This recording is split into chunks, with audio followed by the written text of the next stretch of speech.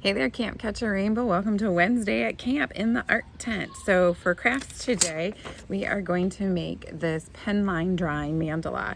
So it is very calming and very relaxing and very satisfying to do. What you need for this out of your art kit is the white paper. From home, you're going to need to find a ruler. If you don't have a ruler, anything with a straight edge, a thicker piece of paper, a book, a magazine, anything that you can find. Just be forewarned that you may get pen on whatever you use. So if it's not a ruler, if you're using a book or something, make sure it's something you're okay with maybe getting some pen on. And then you need to go around your house and you need to find a bunch of different pens, markers, Sharpies, ink pens, highlighters, thin little pens, thicker pens. You want all different kinds of pens for this activity. So if you need to pause the video here, go gather up your supplies and press play when you get back. Okay, as you can see, I gathered up a bunch of different things to use for this craft. So I'm gonna shove all my pens and everything over here to the side. So what you're going to want to do is pick a pen to start with. It doesn't matter which one, and pick where you want to start your center point. It can be right in the center. It can be off to the side. It can be in the corner. It can really be anywhere you want. As you see in my example, I kind of started off center a little bit, and personally, I kind of love the way that looks. If you're more of a symmetrical person and really want that center one, start in the center. If you like it off to the side, start off to the side. I am going to start off to the side. So you're going to put your marker or your pen, whatever you're using, first down, and you're going to draw a line. Now, when I first started doing this, I kind of thought I had to be real meticulous with how I was drawing my lines. I am here to tell you that is a complete and utter waste of time. So I am just going to move my ruler around the paper and draw my lines. Now this is, and sometimes you have to move your ruler so you can get to the other side of it. This is a really great way to discover which pens are in need of being thrown away and which pens are still working. So you just kind of start in the middle. If you make a mistake and start off center a little bit, guess what? It's okay, because we're gonna kind of fill it in. So you're just gonna keep going around, making sure you go all the way to the end.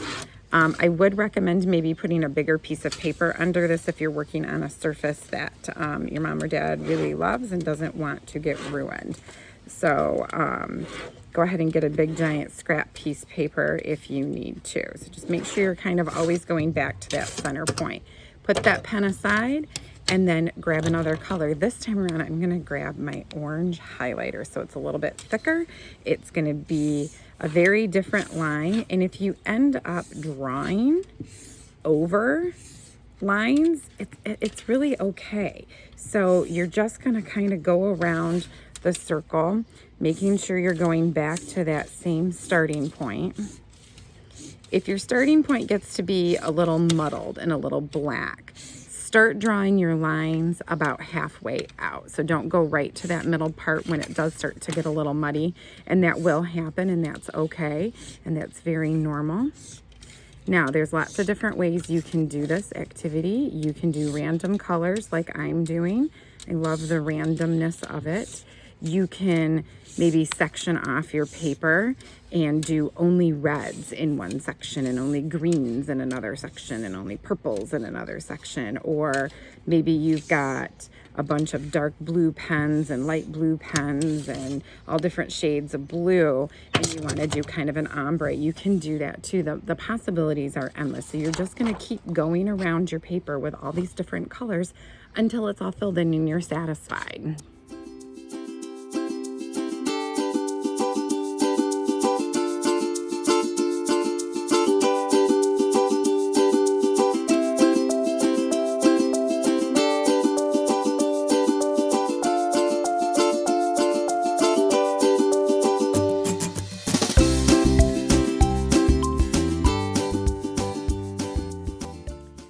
Okay, so I'm feeling like I'm done. I love the way the colors have all kind of come together. Lots of pinks and purples and some oranges here today. Now you'll see that my center got really muddy and it actually ripped. I got a little hole in my paper. Now that drives me crazy and I can't stand that. So what I did was I cut some circles and I'm going to glue those into the middle. So all I did was trace something that was a circular shape, and then I cut it out. And you'll even see my circle is a little jaggedy, and I'm just going to cover that up. So this is what I call Bob Rossing an art craft. When you mess up, instead of throwing it away and starting over, you find a way to fix it, create it into something else, turn it into birds, as Bob Ross says. Oftentimes I'll use a sticker of some sort and I'll cover my mistake if I can. And that's exactly what I'm going to do here. So I have two different colored circles. So I'm going to kind of offset that just to give it a little artistic flair. And it really does just kind of cover up